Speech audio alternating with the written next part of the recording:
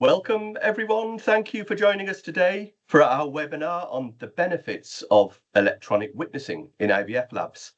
My name is Matt Pettit, and I'm the Chief Scientific Officer at IMT Matcher, and I'm delighted to introduce our guests, Dr. Tricia Adams, Lab Director at Ovation Fertility, and Kimberly Kienast, Head of IVF and Andrology at MVZ Fertility Centre Hamburg, who are going to be sharing their knowledge and experience with you on the importance of electronic witnessing systems in IVF labs. In addition, I'd also like to welcome our panelists, Emily Harburn, Scientific Product Consultant at IMT Matcher, and of course, David O'Rourke, founder of IVF Tribe, both of whom are also embryologists. And we're all looking forward to discussing electronic witnessing in more detail. I'm going to focus on safety and risk. Tricia is going to delve into transforming lab efficiencies, and Kimberly is going to talk about her experience of having Matcher in her lab for over 10 years now. But before we make a start, here's David for a quick hello from IVF Tribe. Thanks, Matt. A really big welcome to everybody joining us for today's webinar, and a special welcome to all of the IVF Tribe members who are joining us today. If you haven't joined IVF Tribe yet, I would encourage you to, after the webinar, head over to www.ivftribe.org and join our really special community. We're a group of thousands of IVF professionals spanning 130 countries, and we work week to week, day to day to share, learn, and collaborate together. So join us and continue your everyday education. I'm really excited about today's talks and looking forward to kicking them off soon from Matt, Tricia, and Kimberly. After the talks, myself and Emily will be hosting a Q&A. So we'll be fielding your questions. If you have any questions that arise throughout any of the talks, pop them in the Q&A section, and we will be working in the background to take those and direct those to specific speakers. So looking forward to the Q&A and running through that with you. So without further ado, I will hand over to Matt to kick us off with a talk that's titled Why Implementing an Electronic Witnessing System is Critical to Every IVF Lab. Thank you very much, David. Thanks for introducing my presentation. And I have to say, as an organisation, we've been members of IVF Tribe for some time now, and boy, do we get the benefits. It's a fantastic group to be a part of. So yeah, my talk is called Why Implementing an Electronic Witnessing System is Crucial in a Fertility Centre. And by the end of this brief presentation, you'll be reminded of a critical issue that needs addressing and understand why electronic witnessing is not just important, but essential in a fertility centre. My aim is to highlight 5 key considerations for selecting the right system and to demonstrate the numerous benefits of implementing Matcher, which offers more than just electronic witnessing. And as David has said, we will have time at the end to answer your questions, so please don't forget to add them to the Q&A box as we go along. Therefore, without further ado, let's remind ourselves of that key issue. Humans make mistakes, which is why replacing human decision-making with an electronic witnessing system is crucial for helping fertility centres and donor banks to prevent misidentification of patients and their gametes and embryos. Our journey at IMT Matcher started after a significant error at Leeds General Infirmary, where mixed-race twins were born to a white couple due to a sperm mix-up. The resulting inquiry by Professor Brian Toft highlighted the severe consequences of errors, including personal tragedy, litigation, financial expense, and reputational damage. In fact, the UK was the first to mandate double witnessing, setting a benchmark for legislation like the EU Tissues and Cells Directive and CAP requirements in the USA.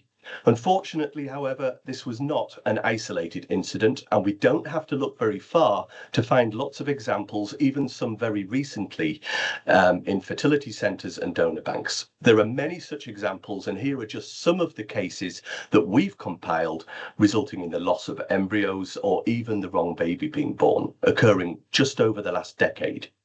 These examples not only highlight that mistakes do happen, that's without question, but they also help us to understand why mistakes happen, so we can hopefully develop countermeasures to help in trapping, preventing, and mitigating some of the risks for fertility centres, such as the risks associated with mix-ups with patients with the same last name, lost gametes and embryos because of poor record systems and cryogovernance, and poor patient outcomes because proper procedures were not followed. But what exactly is the risk? There are so far just a few published articles, some very recently, that have successfully analysed data captured from electronic witnessing systems to establish the true error rate in a cycle of treatment. More of the recent studies evaluate a wider range of error types than previous studies. So, for example, a study of very large data performed recently at Leeds University revealed that out of 415,000 procedures analysed, a total of 2,400 so-called oops moments occurred, which included selecting the wrong dish from an incubator, selecting the wrongly numbered gamete or embryo in a process, or bringing non-matching dishes or tubes into a work area.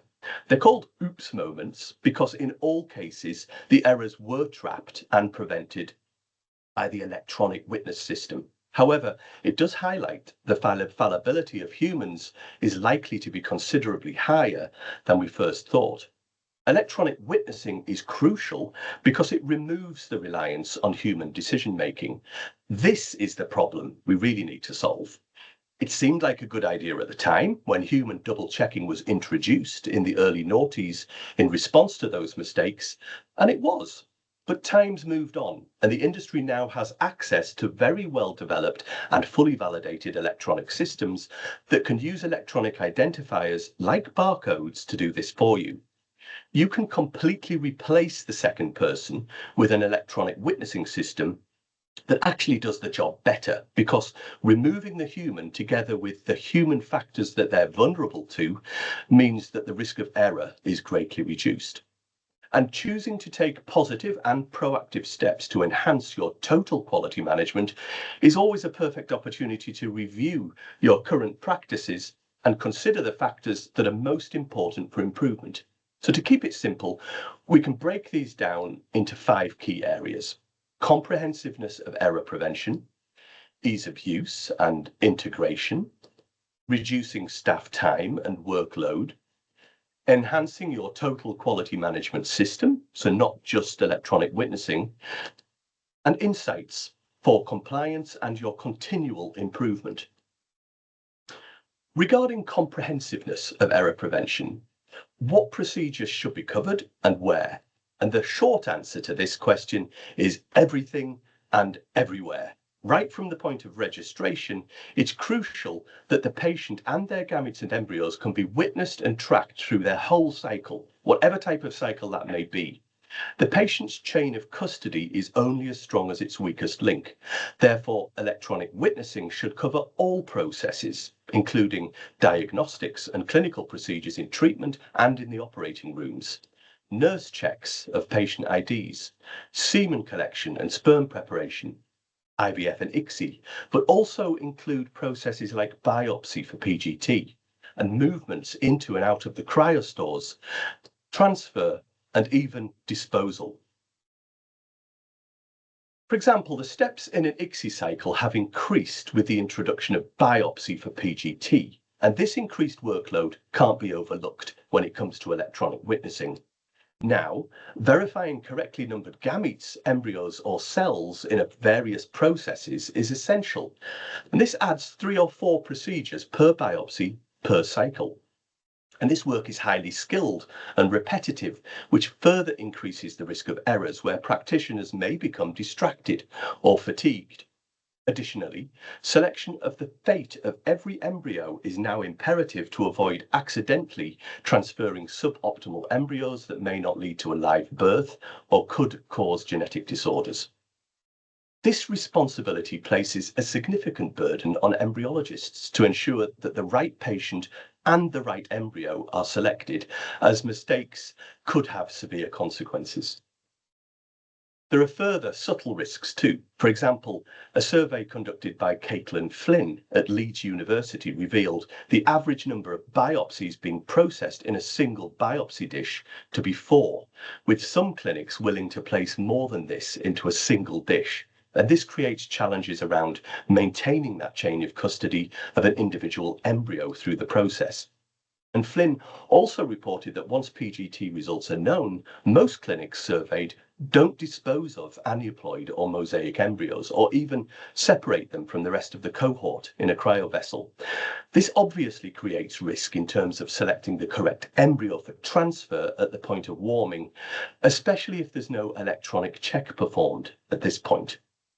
So how can you implement control measures to mitigate the risks surrounding biopsy for PGT? The solution can be embryo-level witnessing and traceability using uniquely numbered and barcoded labels. With Matcha, you can utilize the uniqueness of individually numbered and barcoded groups of labels printed on a single label sheet, reflecting the groups of embryos selected as candidates for biopsy. And then you can use these uniquely numbered barcodes to witness and track the correctly numbered biopsies and embryos through the separate processes of biopsy and vitrification, all the way through to validating the movement of the embryos into the cryostores. And this even includes cases where multiple embryos are being placed into a single biopsy dish. And finally, when the PGT results are known, the selection of the fate of the embryos can then be made. This might be for transfer, but it could be for safe disposal, or even for demarcating aneuploid or mosaic embryos that must remain in storage for now, but must not be transferred. If the wrong embryo is scanned at the point of warming, before it's removed from the cryostores, a clear audio-visual alarm will alert the embryologist that this is the right patient, but it's the wrong embryo. When choosing the right system, the hardware components should be easy to install, but crucially, without any modifications to existing equipment or work areas. Scanning devices are great for this. And finding ways to reduce staff time and workload is also crucial. For example, if one equates the time savings just relating to the number of procedures witnessed, the Fertility Centre can save, on average, 116 seconds for every procedure performed. So in a medium-sized clinic performing around 2,000 IVF or ICSI cycles and 1,000 FETs or IUIs, that's almost 150 working days saved per year, and that's just witnessing procedures. Can you imagine what fertility centres could do with that time if they were given it back? And in just that 10 seconds it takes to witness the procedure, you can record a wealth of information or data captured in real time that covers the who, the where, the what, the when, and often the why, especially in the cases of an error or a deviation from a standard operating procedure. And this includes photographs, and a picture tells 1,000 words. We're aware of cases where photographs have been successfully used as a proof that a process was followed correctly, and this makes them worth their weight in gold. Handwriting on Petri dishes and test tubes, and especially on items where space is limited, is also a waste of time. And it's a risky practice too, because of the variability and illegibility of a person's handwriting. Matcha saves an enormous amount of time because all labels, together with their unique barcodes for an entire cycle of treatment, are printed with just one button click at the start of the patient's cycle. The labels are much safer than any other type of identifier too, because dishes and tubes entering a work area have already been assigned to that patient in advance, which means that the electronic system doesn't require any human decision making when the IDs are checked in a witnessing step by the electronic system. Get rid of the handwriting. And then there's the time it takes to schedule everyday workflow and daily tasks. Even now, the whiteboard remains a popular method for administering this, which is prone to risk due to human factors that lead to human errors. An electronic system, on the other hand, provides a very useful tool in an ART lab because it provides a real-time overview of patient workflow and patient cycle status. This is what you said you were going to do for this cycle of treatment, and it allows you to see immediately if something out of the ordinary has happened, or if the task is overdue. or if there's been a non-conformance that quickly needs reviewing, for example. Replacing the outdated practice of trying to record lot numbers, another time-saving and risk area. So in a paper-based system or spreadsheet should really be considered as crucial. So replacing the paper-based system should be considered as crucial, especially considering recent product lot recalls that have highlighted further risks within IVF. Global standard, or GS1, barcodes already applied to most consumable products of healthcare are designed to make this process more efficient, and the well-developed electronic witnessing systems can integrate these. Matcha's especially brilliant at this because it automatically links every product coming into contact with the patient or their gametes and embryos to its respective procedure at the point of use in real time. Tracking stock inventory and expiry dates can also be automated, so that's two other things that you don't need to worry about. And finally, manual cryo management and cryo auditing are time-consuming and risky processes. It's worth considering whether these two outdated practices should be replaced by safer digital alternatives. Cryo inventory movements can now be verified using those globally unique barcodes quite safely in real time. The electronic system will even manage how much space is available in the vessels and maintain a rolling stock level of gametes and embryos available for transfer. And once all of the data has been captured, Matcha's interactive insights dashboards provides the power to answer all of your most important questions, giving Matcha users an unparalleled comparative advantage compared to fertility centres who are not using the system. So these are questions like how many errors were made this week or this year, but not only that, where were the errors made and who made the errors and how often has there been a deviation from an SOP? Are all of the tasks that were planned for today finished? How much space is left in the cryo stores? Which patients have been in contact with that particular recalled product lot? All of this incredibly useful information is available at your fingertips, and it can be drilled into and used to identify inefficiencies, provide real-time insights on items that need action. It can inform root cause analysis, assist with compliance, enhance quality management, and it can also help you to visualize trend outliers and anomalies. And it's great for satisfying requests from competent authorities or regulators more efficiently. Matcha's developed into much more than just electronic witnessing. It also covers many other features that can be used to enhance the centre's total quality management, not just witnessing. Matcha should be regarded as a comprehensive traceability system that uses real-time data capture to facilitate compliance. It's a regulator's, a fertility centre director's and a quality manager's dream. And we're aware of many examples of where Matcha's been used to successfully demonstrate that mistakes have not occurred as a vital component of a fertility centre's risk strategy. And we're also aware that Matcha is being used to help drive efficiencies in the lab, which leads to improved outcomes and results. And our next speaker, Dr. Tricia Adams, will be covering this in more detail in our next presentation. Reflecting our specialist customer-centric thinking, Matcha's features are each purposefully crafted to ensure industry-leading patient and sample identification, minimize the risk to patients and staff, and streamline working practices in fertility centres and also donor banks. And this is why Matcha is different from any other witnessing systems. Thank you very much for listening. Again, please add your questions to the Q&A box as we go along. We'll take them at the end. I'm now going to hand over to Dr. Tricia Adams to give her take on the less obvious but equally significant advantages of electronic witnessing systems. So over to you, Tricia. Hello. Thank you for the wonderful introduction. Can you see my screen okay? We can, Tricia. Thank you. All right. Thank That's you. perfect. I'm happy to be here and to share the many benefits of having Matcher in the IVF laboratory. We've used this electronic witnessing system for much more than just witnessing. We've utilized its many features to improve laboratory efficiency and productivity in all of our labs. So it's not just witnessing. In addition to witnessing during procedures, we use Matcher to track product lots used in the laboratory.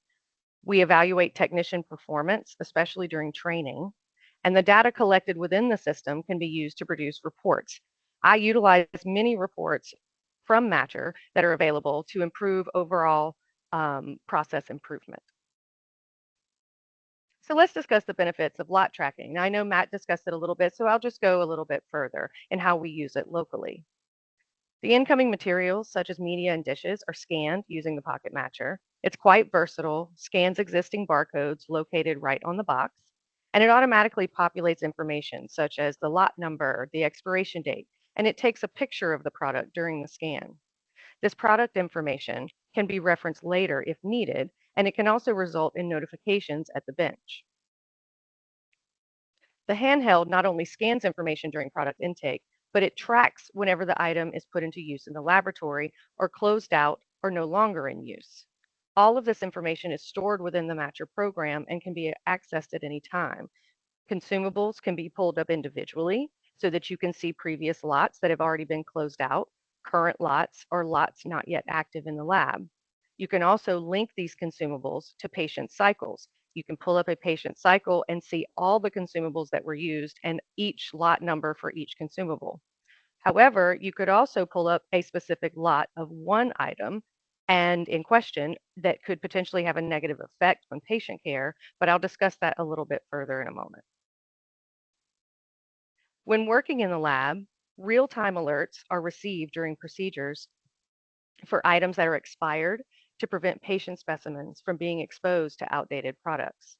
This includes items approaching expiration or ones that should no longer be in use. The handheld will chime prior to scanning. You can also review open lots in the Matcher desktop program for more information.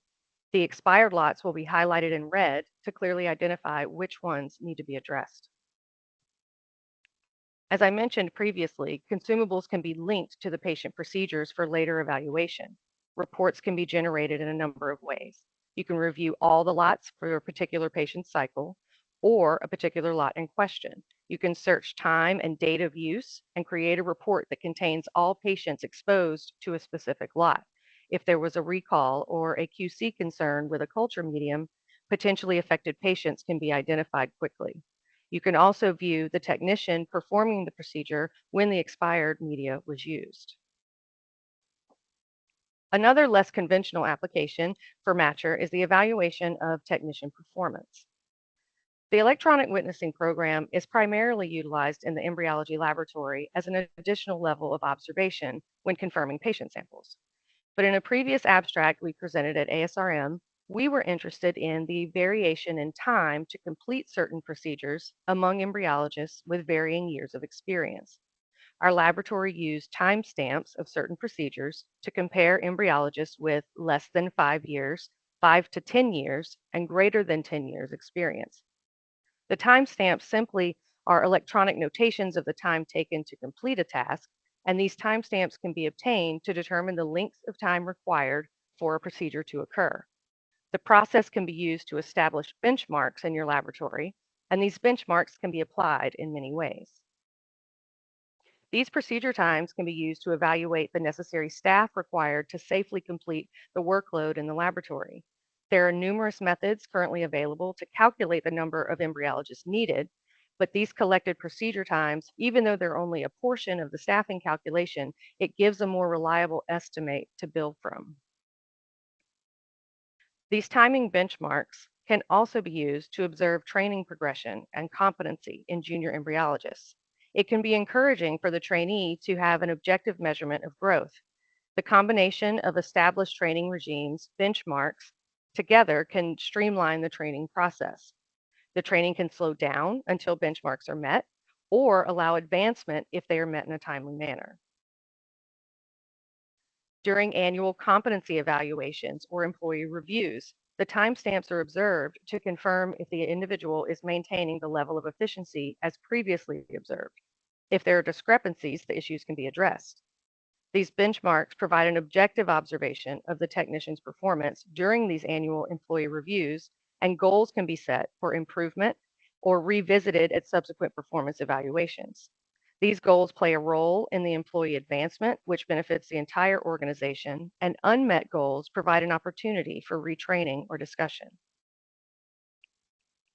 Now I'd like to discuss how Matcher can be used to evaluate overall laboratory performance. You can review mismatches and overrides within the Matcher program. In our laboratory, we have a supervisor review each mismatch individually. The mismatches are listed, and when selected, the timestamps, pictures during the scans, technician performing procedure, patient information, etc., are all available for review. These records can then be compared to what occurred in that day so that you can ensure that all safety was continued. Matcher Insights, as Matt mentioned, is a program that allows you to visualize multiple laboratory parameters and make changes to processes if needed. You can create a summary of mismatches to evaluate how many errors have been made, who made those errors, where were they made, when were they made, are there certain errors that need to be addressed further. You can view mismatches per technician. Is there a particular technician who consistently has more mismatches than others? Why? Are they truly making mistakes, or do they need additional training? Also, what kind of mismatches are present? Is there a type of mismatch that occurs more often? Is there a technician who repeatedly has mismatches of a certain type? We have used this to find holes in our process where maybe we needed to improve documentation or improve other steps along the way to reduce a certain type of mismatch. All of the information previously discussed, lot tracking, technician performance, laboratory performance, can be combined to improve laboratory processes. The information can be used to evaluate laboratory efficiency and productivity, procedure completion time, number of technicians required, and volume of procedures performed daily within the lab can be investigated to potentially eliminate unnecessary steps or to add additional checks to areas lacking the desired level of safety. The graphs and reports can identify trends and outliers that can be used for process improvement. They can highlight areas where retraining is required or procedures that should be modified and potential process maps that can be improved. These reports can also be used for root cause analysis and improved quality management.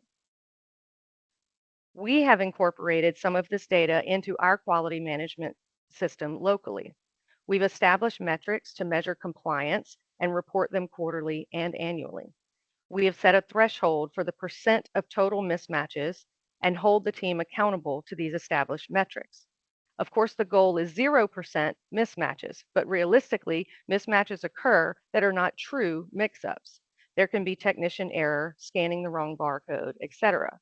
We have used these mismatches to ID areas of improvement within our process. We strive for less than 2% of any mismatches, of course, with 0% catastrophic mismatches, with a threshold of 5%.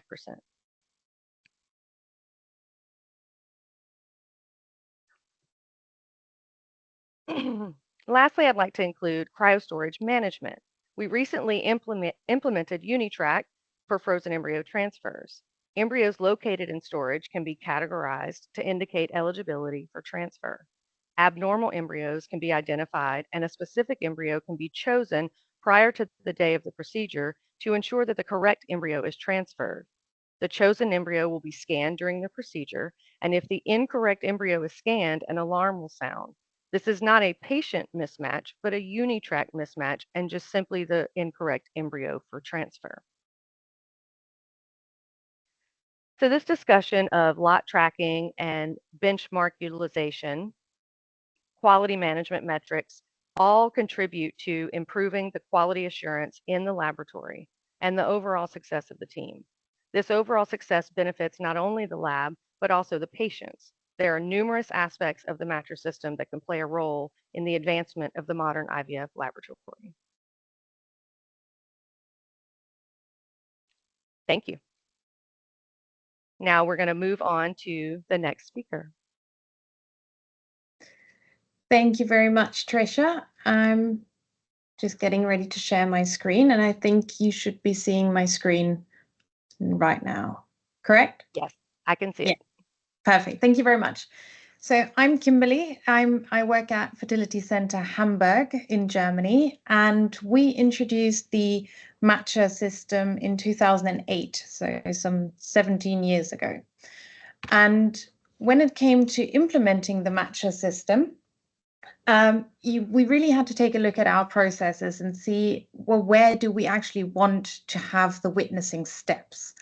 And for us, that meant that whenever we move a cell from one dish to the next, So whenever we move a cell from one dish to the next, we would perform a witnessing step.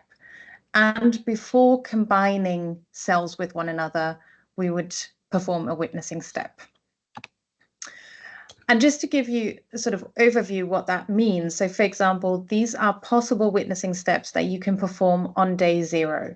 So if you're performing an ICSI cycle, in the morning, you will perform the oocyte retrieval. So when it comes to the oocyte retrieval, there are several different witnessing steps that you can take. So when your patient comes into the operating theatre, you may want to match your patient with a patient chart, just to make sure that you have the right patient. You may want to witness the follicular fluid tubes. If you choose to either just witness the first one or each of them, that is really up to you. But that is an option that you have. You will also want to witness the retrieval dish and when you move your cells to the culture dish. Leaving the cells in the incubator until you're ready to get rid of the cumulus cells. So when you want to get rid of the cumulus cells, you may remove your cells from the incubator and then again start the witnessing steps. So you have to have your patient chart next to you in the workbench. You need the culture dish. You need a denudation dish to remove the cumulus cells. And then once you're done with that procedure, you move your cells back to the culture dish. So each time, make sure you witness it so that you have proof that you use the right dish, the right name of the patient, the right barcode every single time, and you can trace your cells throughout your procedures. So when it comes to ICSI, again, you will want your patient chart for documentation. You'll need the culture dish, and before you combine the semen with the oocytes, you will want to match the culture dish with the semen tube. Moving the cells to the ICSI dish and back to the culture dish, maybe you will want to add a calcium dish. That is really, you can add in all of these options and just to make sure that you have full traceability of all of your procedures. And we've already heard today that matcher gives you this insight into the system. So these are our results from last year. You may want to look at your results on a schedule that is really that really fits your standard. I think there's a recommendation that you do this every 100 cycles, so roughly once a month or every 2 weeks. This is just to give you a bit more of an overview. So this is our last year, and you can see that within 6,000 match results, witnessing steps, there were 38 mismatches. And we thought, okay, 38, that doesn't seem like a lot in 6,000, but it's really 38 too many. So what exactly happened here? Most of the mismatches were too many barcodes in the frame of the picture. This is not really a terrible mistake. It just means that you have too many barcodes present in the picture. And we actually had the case where that was due to a pen that was in the picture because the pen had a barcode printed on it. But once you know that, you can just make sure that you don't have that in the picture anymore. Wrong patient usually just means that you selected the wrong patient from the system, but that you still have the correct dishes. So this is a sort of medium mismatch, I'd say, because you still have the same dish, you have the correct dish, but you selected the wrong patient. The ones that are really critical are the no matches. So your patients don't fit one another, and that is something that cannot happen, that must not happen. So when we look at these 6 mismatches, we looked at where they happened, and actually one of them happened when witnessing the oocytes and the sperm right before ICSI. And this is, I think, one of the worst mistakes that can happen. And this is something that needs to be prevented. So we were very happy that we were able to prevent this. and that we had a computer system to tell us, stop, you may not continue, you have the wrong patient. And when looking at this in detail, I can identify who performed that step and who I need to speak to because they performed this step. And the benefits here is that I have a computer system as my second person, and the computer system doesn't get tired. It doesn't lose focus. It doesn't lose concentration. So it's always alert. It's always there. And then it catches me when I may be a little bit tired. Because mismatches happen, and we know this. So when you just put into Google IVF mishap or IVF mix up or IVF wrong embryo, you will get millions of results from clinics that have transferred the wrong embryo, that have used the wrong sperm, that have mixed up something that can happen. So this is, for example, one result after PGT testing. So I would argue that you really do need a witnessing system that works. There was a great report that just came out in October, and it's an analysis of almost 74,000 witnessing points. And they have the same sort of number in errors. So I think they had 130 mismatches. Of those were 16 critical mismatches. And you may argue, well, 16 in 74,000 really isn't a lot, but it's 16 too many. It's 16 couples who may otherwise have had a child that's not entirely genetically their own. So I would argue very provocatively that if you say that mismatches don't happen in your lab, you're either unaware or you're lying. With the effects of electronic witnessing, you help your staff. So by introducing electronic witnessing, you have less pressure for your staff, which means your staff is calmer because they don't have to worry about making mistakes. There's less mental burden, so they don't go home at the end of the day wondering whether they did everything correctly, but they know, they have peace of mind. As we've already seen, it saves time, and it also reduces the lack of concentration errors. So the computer system is always alert, always right there, whereas my colleague may be distracted. And with that, I thank you very much for your attention. And I'm going to hand over to David. Oh, sorry, there. I'm going to hand over to David of the IVF Tribe and Emily of IMT Matcher to give us their thoughts and direct your questions. So if you have any more, please add them to the Q&A panel.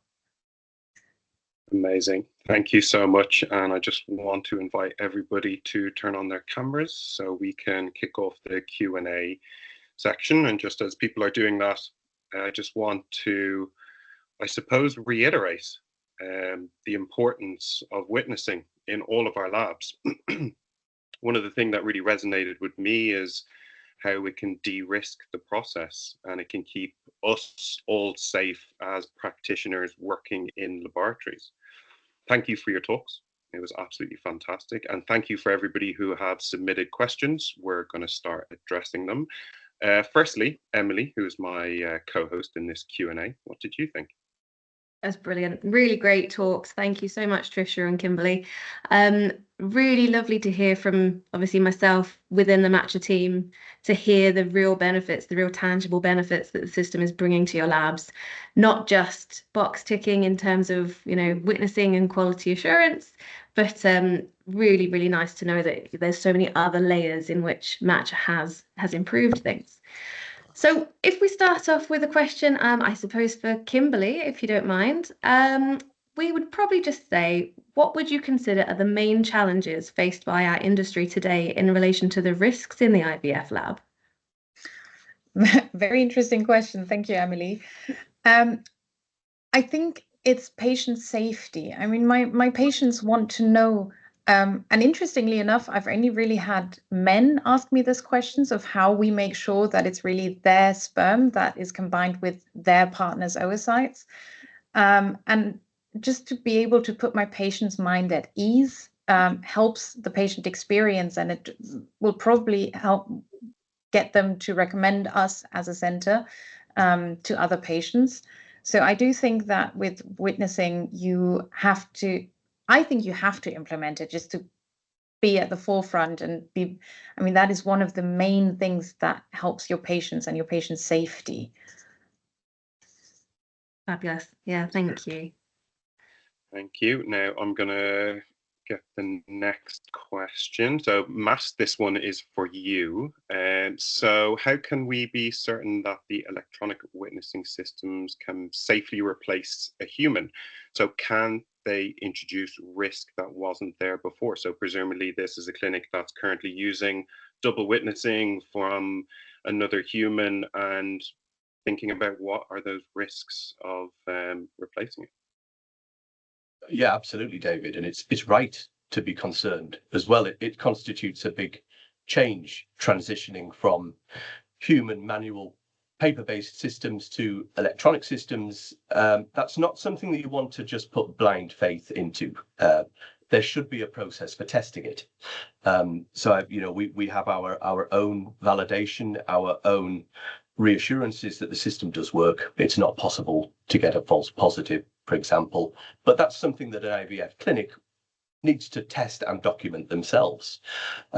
So you mentioned the word risk. I think starting with a risk assessment, everything that you do, whether it's a change to an SOP, introducing a new piece of equipment, introducing a new person, something in the environment, should always have a risk assessment behind it. So that's a good place to start. We can help with that, but that belongs to the fertility center. And then secondly, validation. So it's having an adequate system in place for validating any change, whether it's an electronic witnessing system or any piece of apparatus or anything that changes needs to go through design qualification, installation qualification, operational and performance qualification. With all of that documentation, that's not just a nice to have, that's crucial. And that's also what a regulator will want to see. So that would be our recommendation. We have embryologists like Emily on our team who can help with the process.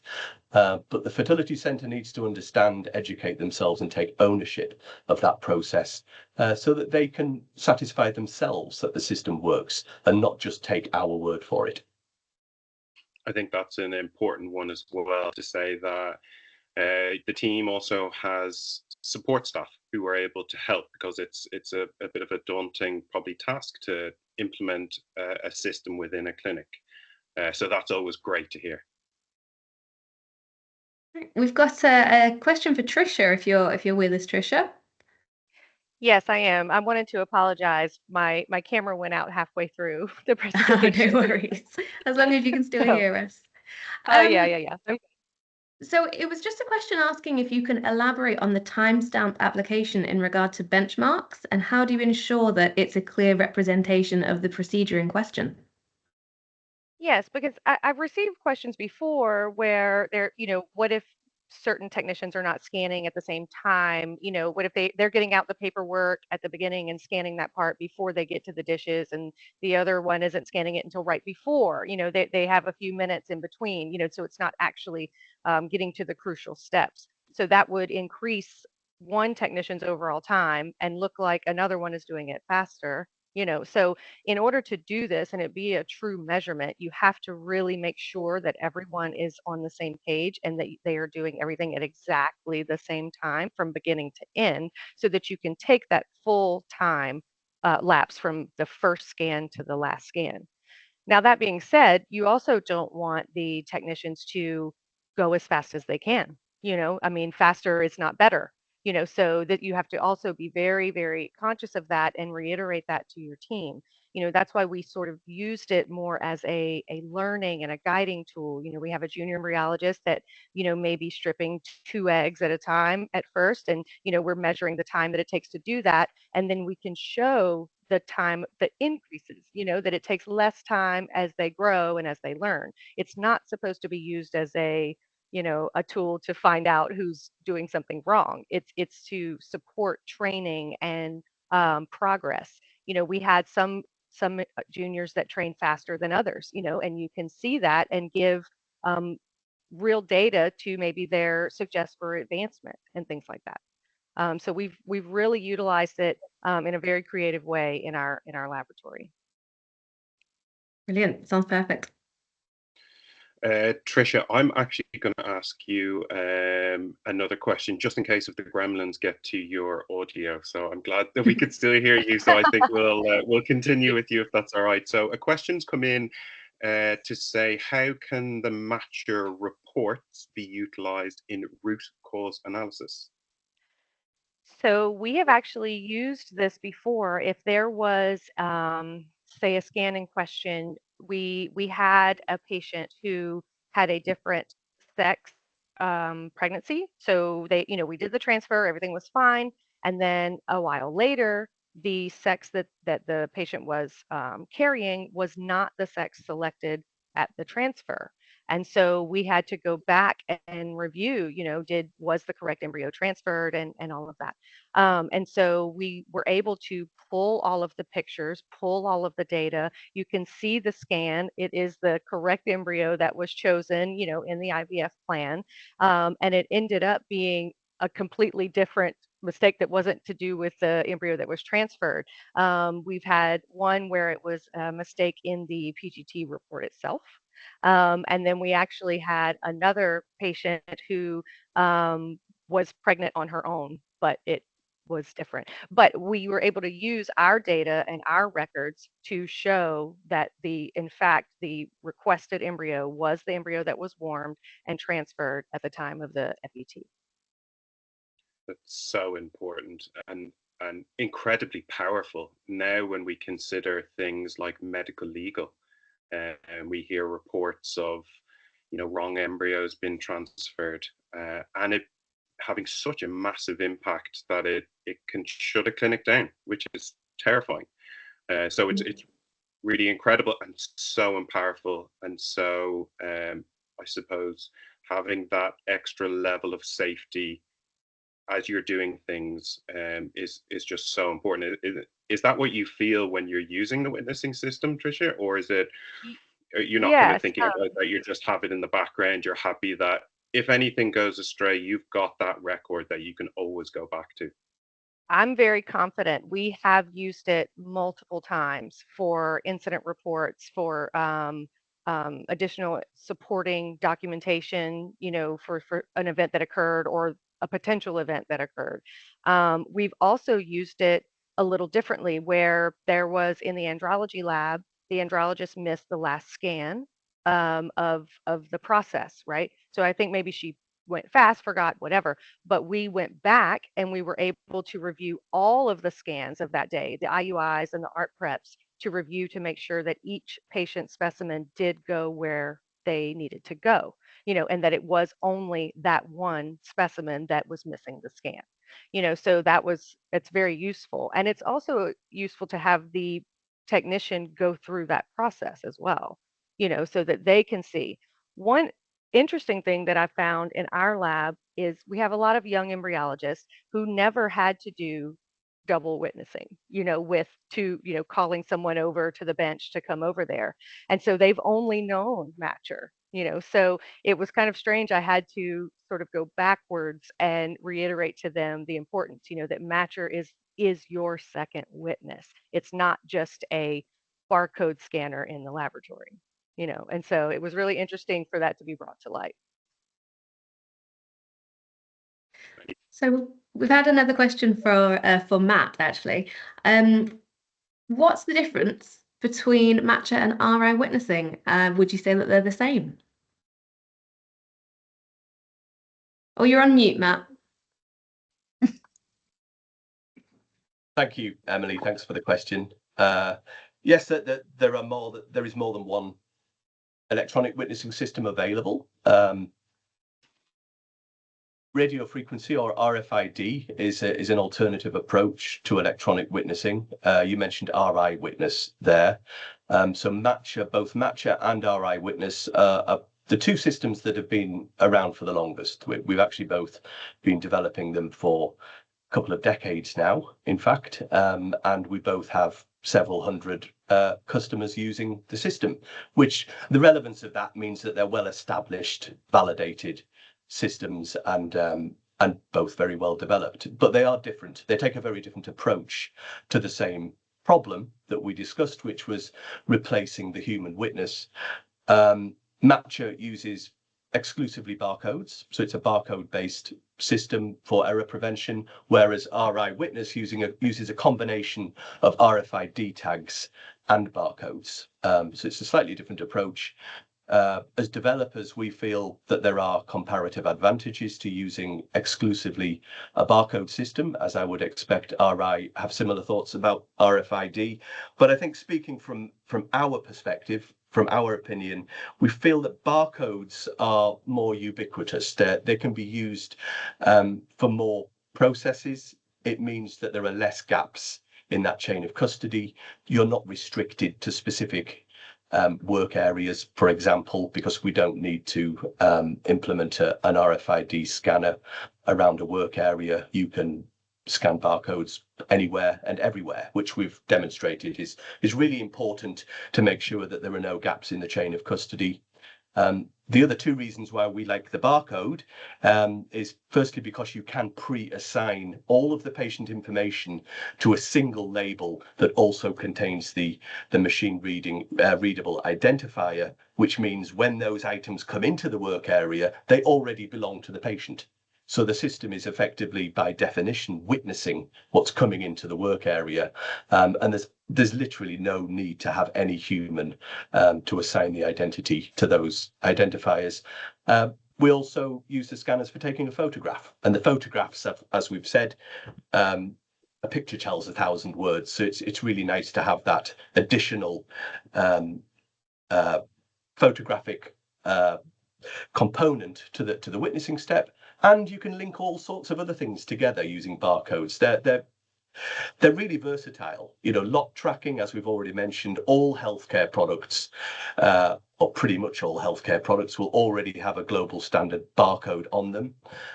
Other applications will use barcodes that we can assign to a patient as part of the procedure. Barcodes are kind of it's a way into the digital world, and it links everything together. So we find that it's a really versatile way of integrating electronic witnessing into your total quality management system, and not just witnessing. So that's why we prefer barcodes over RFID. But what I would say is that anybody considering a witnessing system should really complete their own appraisal of both systems and judge for themselves. Matt, can I just add to that quickly? Oh, yes, please, Kimberly. Yeah. Obviously, you mentioned the pictures that are taken, and I'm a big fan of that because you can print out the patient reports if you want and hand them to the patient. And I think another thing to think about when when assessing the RFID chips is that if you don't buy the workbench already with the reader integrated, you will have to add that later on, and it adds a sort of edge on your workbench, and an edge always means that you can snag your dish on it, and worst case scenario, you send your cells flying through the workbench. I think that's less than ideal, but that's something to as you said, to consider and evaluate for your clinic. Yeah, I think comprehensiveness of error prevention and risk are the two main things to consider, I think, when thinking about replacing the human. That's brilliant. You gave me a quiver there, thinking about cells going across the bench. Oh, my stomach. My heart leaped up into my chest. Yeah, you don't want that happening. Really, you don't. Oh gosh, no. And actually, I'd like to stick with you because a really interesting question has come in, and I would really like to learn the answer to this as well, specifically working in Germany. So I worked in the UK for a long time, and we had the HFEA, which were our governing authority. I've recently relocated to Denmark, and they are equally hands-on in terms of regulatory within IVF Labs. Now, a question has come in to say, does your Department of Health or regulatory authority, do they refer to any of the data that you capture with Matcher? And has it helped with things like audits and compliance? Actually, it has, yes. This was during our, well, we had a change in auditors recently, and when the new auditor came in, he was very interested to see everything that's happening in the lab, and then he wondered about the barcodes, and then we explained the whole system to him, and he wasn't from an IVF background, so he actually hadn't thought about 4-eye witnessing steps or 2-person witnessing steps. So we were the first clinic that he saw that introduced witnessing to him, and he was blown away. He said, "This is incredible for patient safety. This is so great that you can trace everything back to the source, basically, that you know who did what was in the bench, that you have the pictures, you have the patient reports."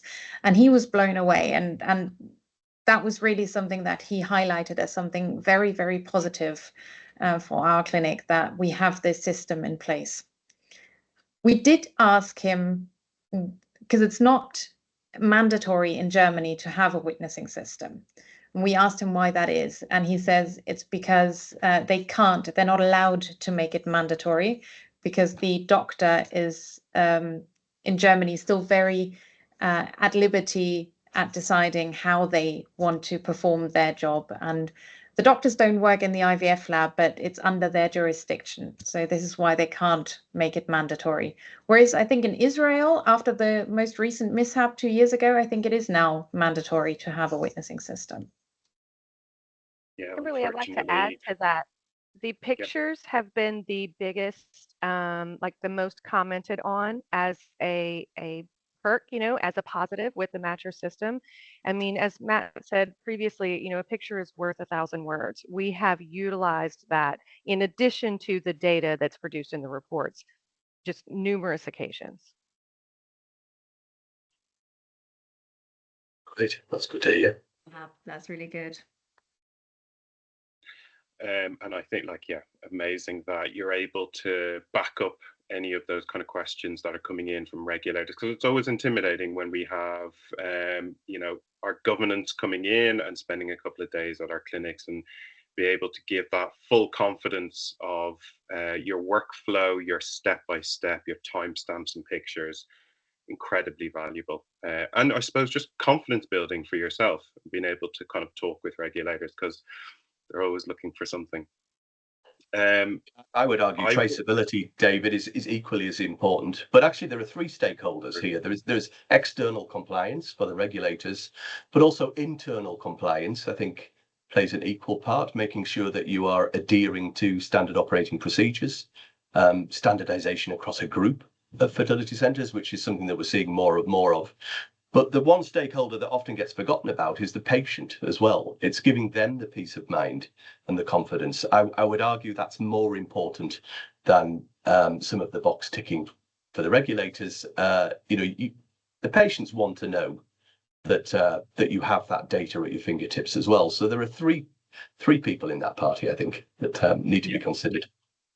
And I think the more we see the dramatic headlines in the press about these mix-ups and these things that may just seem like dramatic headlines to us, but they are tragedies for people, these patients will be more and more aware of the need for some sort of technology in labs that will stop mix-ups happening, because it's far too important to them. And if a lab can fill the patient with confidence that, yes, your embryo is your embryo, and show them a photograph with images on that they can interpret for themselves and see, yes, that's my name, that's my date of birth, that is going to be worth so much to the patient, as well as to the embryologist, as well as to the clinician and everybody in the lab and the clinic. So it's something that we take really seriously, and we do feel that the patient demand for something like this is going to increase as time goes on. I'm a little bit... Oh, have we lost David? Lost David. In the interests of time, we are almost at the end of the session. So, if Emily, are there any other burning questions that could be answered quickly by any of the expert team? We have had a few other questions come in, but I would say they need an in-depth explanation. So I would request anybody that has more questions to head over to IVF Tribe, post your questions there, and then we can liaise back with you over the next couple of days and hopefully answer all your questions in all the detail that's needed. There was one final question which could be answered very quickly, which I have in front of me, which just a bit of a straw poll really for the experts, and it follows on from the comment that Kimberly made. Should electronic witnessing become mandatory in more countries? Yes. I don't know. Do Yes. we have a show of hands? Yes. I would Yes. definitely say yes, obviously. Yes. Absolutely. And I know from speaking to David earlier that he would definitely advocate electronic witnessing being mandated, providing it's done in a safe way. Okay, great. Well, I feel as though I have to deputise for David now because he's dropped off. But I just want to say from the bottom of our heart, Kimberly and Tricia, we really value your expert opinion, your wealth of skill and knowledge and experience is really valuable to the entire group here, and also as developers, it's absolutely invaluable because it helps us to develop the features and the functionality and the safety that the end users are really looking for. So thank you on behalf of us as well, and thanks, Emily. Thanks for your experience as well. And thank you, Matt, as always, for your very interesting presentation. And thanks, David. Thanks, David, wherever you are. Yeah, sign up to IVF Tribe. You won't regret it. Thank you very much. Thank you. Bye. And thank Bye you, for everyone, now. for joining us today.